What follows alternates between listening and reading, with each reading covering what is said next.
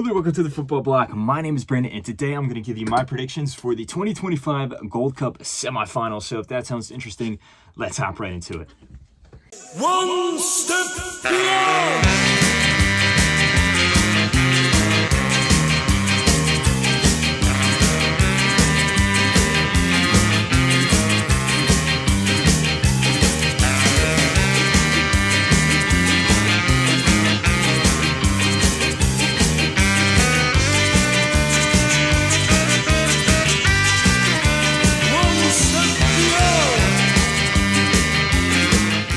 So the Gold Cup semifinals are finally here. We only have 4 teams left as we get closer and closer to crowning the Kings of North America for 2025. We have 2 very interesting matchups between Mexico and Honduras and the United States and Guatemala. These are 2 interesting matchups because you have the 2 giants of North America, the United States and Mexico, going up against 2 underdogs in Guatemala and Honduras.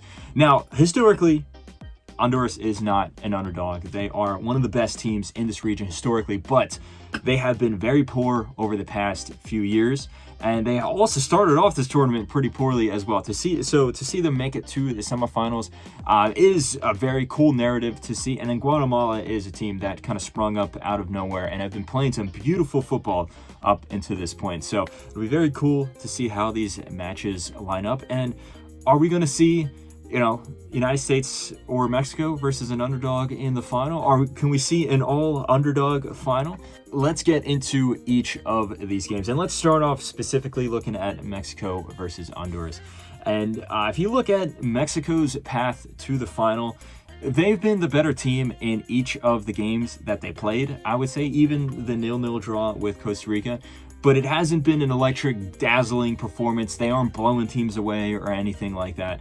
But that is what you come to expect with Javier Aguirre in charge. He's a very good manager, but he's not going to set up these teams to be, heavy, aggressive, and intense in terms of their attacking output. They're going to be much more of a pragmatic and defensive team, especially when you look at the squad that Mexico has at the moment.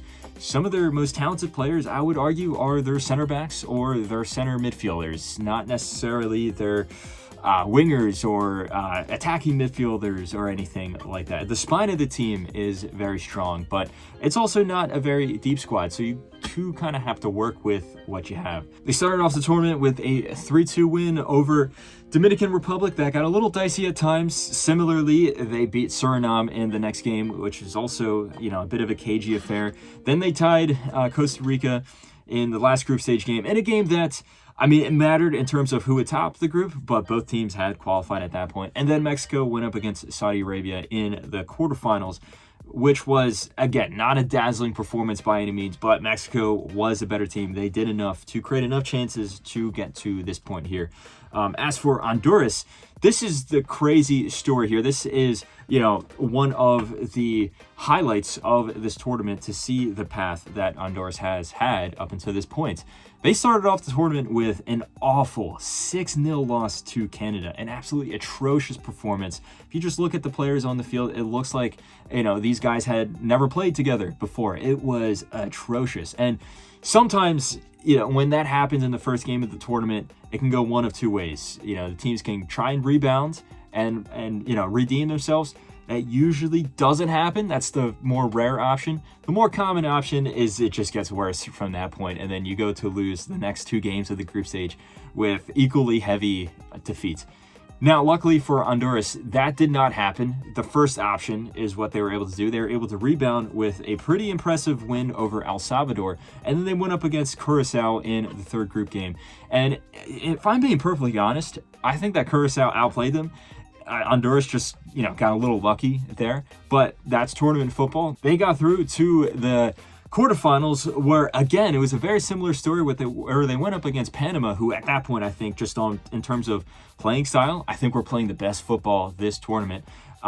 Perhaps Panama got a little bit too overconfident. Honduras just, hunkered down. They played their strategy. Their goalkeeper showed up with a phenomenal performance. They were able to equalize after going down by 1 goal. They took the game all the way to penalties, and they went through, and now they are here in the semifinals. Does the fairy tale story continue, or does it end here? Now, I personally think, unfortunately, that it will end here. Now, I don't think that Mexico is going to hammer Honduras and then destroy them 6-0 like we saw in the first game or anything close to that. I do think that this will be a very cagey affair for two reasons. One is that I think this Honduras side has been able to rally around just a team mentality, rally around their coach. I don't think that they have it in them. They're not as all over the place as they were at the start of the tournament. But also, I don't think that this Mexico team is scoring 6 goals against any opponent. It just, like I said, the way that they play under Javier Aguirre, it is a very pragmatic, defensive, kind of reactive style. But Mexico almost never loses in the Gold Cup. This Mexican side, while they're not the best Mexican team that we've ever seen before, they are pretty solid, and they have some guys that can do some damage to you. In particular, I think Raul Jimenez is in phenomenal form right now for club and country, but specifically the way he pops up in the most clutch moments for Mexico. I don't think that Honduras have anyone like that in their squad or the ability to stop something like that. So I think that's it will be Mexico going out on top. Like I said, it's very rare that Mexico ever loses in the Gold Cup, especially in the latter stages of the tournament. So I do think that they will march on to the final. I'm going to say a very, very tense, a very cagey, kind of a dull game, but it'll end in a 1-0 win for Mexico. And I'm going to say a goal from Raul Jimenez. Now let's move on to the other semifinal. We have the United States going up against Guatemala. And Guatemala has had a somewhat similar path to Honduras in the sense that they are a huge underdog, that no one expected them to make the semifinals. But on the pitch, it has been completely different, where Guatemala has been one of the best teams to watch this whole tournament. They started off their tournament with a phenomenal and very impressive win over Jamaica. Jamaica is a team that is full of talented players. They've gone far in the Gold Cup previously, but now they have arguably the most talented squad that they've ever had. And yet, Guatemala was able to completely shut them up and come out as a deserved winner there. Now, Guatemala did not get a positive result against Panama in the next game, but they finished off the group stage with a good result against Guadeloupe. That was enough to send them to the quarterfinals, where they went up against Canada. And with one of the biggest shocks of the tournament, I would actually say the biggest shock of the tournament to this point, they eliminated Canada. It was a very tight game where Canada dominated the first half, but Canada made some really silly mistakes. They got a player sent off. They did not capitalize on most of the chances that they made in the first half. And then Guatemala had all the momentum in the second half. They played phenomenal football. It looked like they were going to score not just the equalizer, but maybe the winner after that. They did equalize the score, and then they brought it to penalties, where they were just better in the penalty shootouts. And now they are here in the semifinals against the United States, who the United States has had a bit of a cakewalk to the knockout rounds, where they were drawn into an easy group. They wiped the floor with Trinidad and Tobago. They defeated Saudi Arabia, but it was a bit of a sluggish performance there against a weaker opponent, this Saudi C team, essentially. And then they went up against Haiti, and they won the game, but it was a lot more close than it really should have been when you just look at a talent gap, for example. Then they went up against Costa Rica. That was the biggest test for the United States up until that point. And overall, I think in terms of attacking output, the United States really showed up in this game. We started to see this partnership that has been forming between Diego Luna and Malik Tillman. We saw it really kind of crystallize in this game. I thought they were both phenomenal on the night. But then defensively, the United States did get caught out on several occasions. The match finished 2-2 and went to penalties, and Matt Freese showed up big for the United States in the penalty shootout there, sending the United States to the semifinals here, where they will face Guatemala. And when you look at these two teams together, there is obviously a clear talent gap. This is not, the A squad for the United States. We are missing a few of our top players for various reasons, but there's still a lot of starters still in this team. Guatemala, I would say this is probably the best team that they can field. And while there isn't a massive talent gap, it is clear that the United States is the better team here. Now, I don't think it's going to be easy at all. I do think that the United States will be able to have just enough to make it through to the final. Like I said, with Mexico, it's very rare that the United States loses in the Gold Cup, especially in the latter stages of the tournament.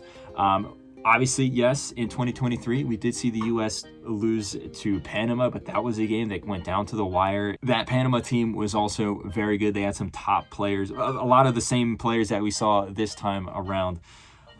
I think Guatemala can cause some serious damage to the United States back line, especially with how leaky they have been. But I don't think it'll be enough to overcome the United States, especially when you consider how impressive the United States has been in terms of their own attacking output. I do think that there will be a lot of goals in this game. I'm going to say 4-2 to the United States. At the end of the day, it'll be, a gunslinging shooting battle, and I just think the United States has more firepower. So I'm saying that the final is going to be U.S. versus Mexico yet again, but I think both of the underdog teams that made it to this point will be able to leave with their head held high. Let me know if you agree. Do you disagree? Do you think that Honduras can really roll back the years like they did and play how they played like they did in the 2000s and upset Mexico and make it to the final? Or do you think this crazy story for Guatemala is going to continue even further, and maybe they're going to continue to exploit these defensive frailties that the United States has? Do you think we can see Guatemala versus Honduras final? That would be unprecedented. The United States or Mexico has played in every single Gold Cup final in this iteration of the tournament. So to see a final without either of the top two dogs, not even, like a Costa Rica or a Panama or Canada, that would be unprecedented and would be pretty cool to see from just a neutral point of view. Obviously, I want the United States to win it, but from a neutral footballing point of view, it would be cool to see a playoff between the underdogs. Let me know if you think that's possible, or do you agree with me? Do you think that, I guess the hierarchy that in football will remain, and it will be, yet another U.S. versus Mexico final here? Let me know all your thoughts in the comment section below. Don't forget to like and subscribe. Share this video with a friend. Follow the Football Bloc on social media. But anyway, guys, my name is Brandon. This has been the Football Bloc, and I hope you have a nice rest of your night. One step